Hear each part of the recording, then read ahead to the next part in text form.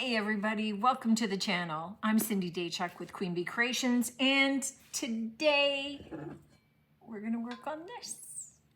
This is just a gorgeous old antique cast iron frame because it no longer has a mirror. Now I'm not gonna do it up as a mirror because I'm not going to go and get a mirror specially cut for this. I will, however, fix this up with the idea that people can do that if they choose, which means whatever I insert, I am going to do it with the idea that it could be temporary. So I'm not going to glue it in place. I'm not going to anchor it. So in fact, I am just going to lay this over top of some cardboard, and I'm going to trace this opening, but you can see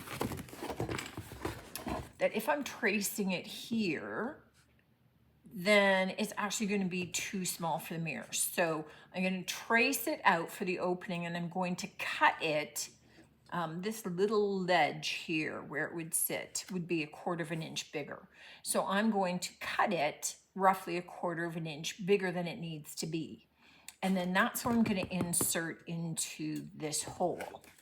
Okay, so I'm going to trace that, get that cut out. And in the meantime, I'm going to get this painted out in black.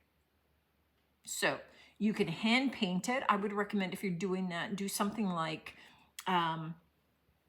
Coal Black by Fusion. Do an all-in-one paint so that it's nice and durable and you're finished.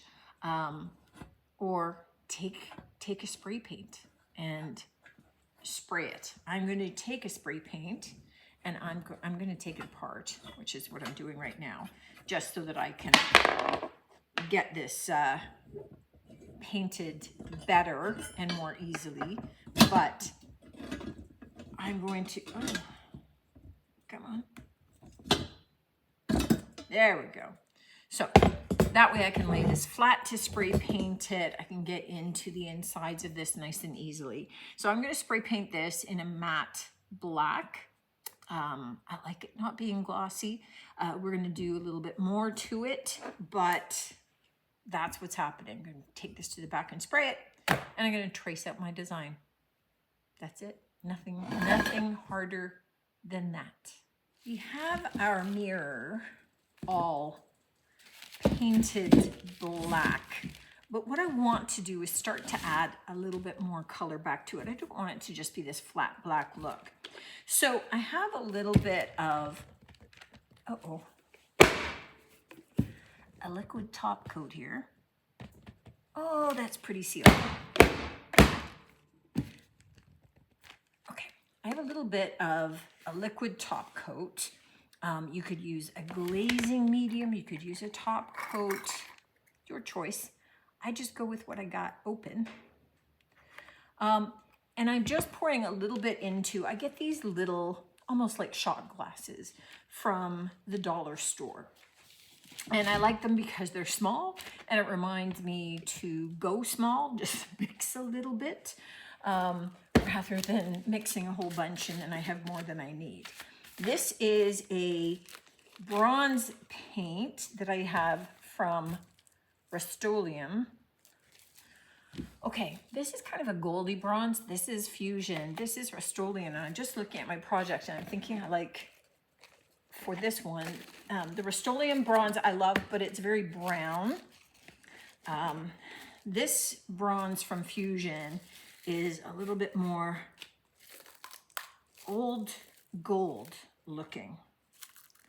So I'm just going to get a stir stick because it looks like it's getting pretty thick. Yes, it is. So as this stuff thickens, you can actually add a couple of drops. I'm just going to add a little bit of, now I need more top coat here because I'm going to be adding top coat into here. You can add a little bit of top coat into these. sorry, I just got whack a top coat on my hand here. But you can add some top coat into these and mix it really well into these metallics so that it loosens up.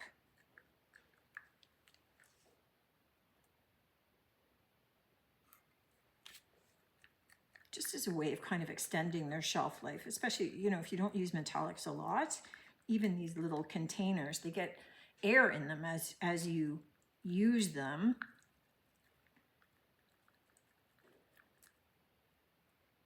I just want to keep adding until I get it to a nice consistency, and then I'll add more top coat into my little cup here.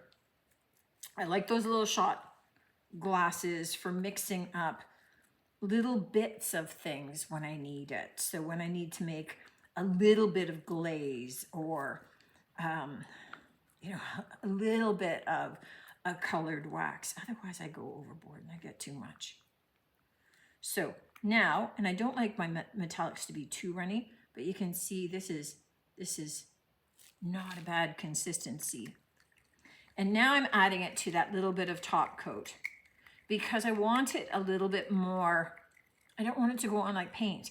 I want it to go on like a colored glaze. So I'm actually gonna add a little bit more of my top coat in there. This looks white, but it dries clear. It happens to be the DIY liquid patina, which is a great decoupage medium. That's why I have it out on my table, because our next step is going to be decoupaging. And I'm just going to use it as a glaze medium. And don't be afraid to kind of mix and match some of your products that way. So with this, what I have is a little brush, and I have a wet cloth. And I just want to kind of paint this very thinned down bronze over this. And then I want to lightly wipe some of it back. Now, I'm not going to know exactly how it's going to look until after I let it dry. But I'm not looking for it to be a solid bronze color. Otherwise, you know, if I was wanting that, I would have left it without adding any of that top coat to thin it. I just want it to kind of soften out some of that black. I want it to sit down into some of those crevices, give a little bit of that antiqued, aged look. And again, once this is dry, we'll go back in and do some more to it. But we're taking away from that plain stark black. You could skip this and just leave it the matte black. You could just take some gold and, you know, like a gold rub and buff or gilding wax or, you know, silver if you preferred the silver to it. And you could put that on right away and just call it quits. I'm just adding a little bit of that bronze color to it to take it away from being the stark black. Now, also for, I keep getting top coat all over me here. Also for our mirror, and I gotta tell you, I said that there would be more steps with that frame. And as it's drying now, that translucent bronze over the black is stunning. I love that. And really the main point of the makeover was that frame, right? That whole cast iron mirrored stand. So we're just doing something to insert into it as a placeholder more than anything else. But what I did have is I have this picture, which is a rice paper, 8.5 by 11 rice paper by Jimmy Ray Vintage. This is Georgiana, which has those same kind of tones and has that kind of Victorian feel. And I had cut out the shape of the inset of the mirror, and I painted it white just so that we'd get a little bit more of her showing up. And what I'm going to do is just kind of try and get her in there as much as possible. So over to the left as much as possible. I'm going to paint this with liquid patina by DIY or the decoupage medium of your choice. I had this open, it was on my counter, up on my shelf. So that's why I'm using that, because it was at that shelf. If I'd gone to that shelf, I would have grabbed it. I would have grabbed the Mod Podge. So don't get stuck on what I have, use what you have. If you don't have a decoupage medium, well then, okay, great. You can pick up something that I'm recommending. But if you've got preferences, if you've got something that you love more, use that. Anything that you've had good results with. The products that I'm using that I recommend are ones that I've had great results with, but it doesn't mean I wouldn't have great results with another product. It just means I likely haven't tried it. So I am going to flip it over and kind of push her out, see where this goes to.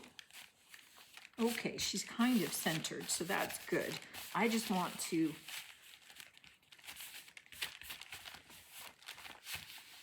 get out as many wrinkles as possible, kind of get her pressed in there.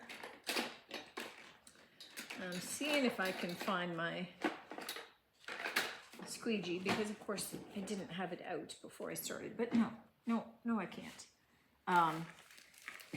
So I'm just going to use my hands. Best tool that there is. So what I want to do is just get this out to the edges, get rid of any bumps, and I'm going to leave this to dry fully. There she is, and you can kind of see the outline of the mirror. I'm going to let this dry fully, and then I am going to cut around the edges. You can do two things. You can take an X-Acto knife and trace around it. You can take a little sanding pad and sand against it. And then I'm going to seal it with more of my liquid patina. So I'm going to get it sealed. And then I'm going to be able to assemble all of our parts. Let me see if I can grab this. Okay, check this action out. See that bronze, the translucency of it over that black? I'm not doing anything else with that. That's perfect. That has that old world kind of Regency kind of look and feel to it without being really stark. I had thought that I'd have to go back in maybe with it again in full strength to be able to highlight details, but no, this is awesome as it is. So we're just going to let that dry, get the picture inserted, and get that reattached, and then I'll show you it all assembled. I'm very excited about that look. I got to tell you, I'm going to be doing that again. This is our finished, I keep saying frame, it's kind of like a mirror frame, but it could be for a picture too. I mean, granted, the bronze goes really well with this, but I picked it out specifically for that. Obviously, anybody could drop in a picture of their choosing, but look at that color on this. That black with that bronze wash is so beautiful. It's actually a little bit sparkly when you look at it up close, but I love the look of that. I'm keeping that in my head for some furniture because that's going to be gorgeous. Just in terms of, you know, sometimes like you want to accent some sections, you know, maybe if I was painting like a bedside table black, but it had details and I wanted to highlight them, but I didn't want it to be something outrageously bold. I didn't want major gold or something. Doing this, so it has kind of that old world sort of antique look to it. I love that. That was an awesome experiment. I think too, that, I mean, something like this was such a good find, I think. The beautiful cast iron on this, you could get a mirror cut for this.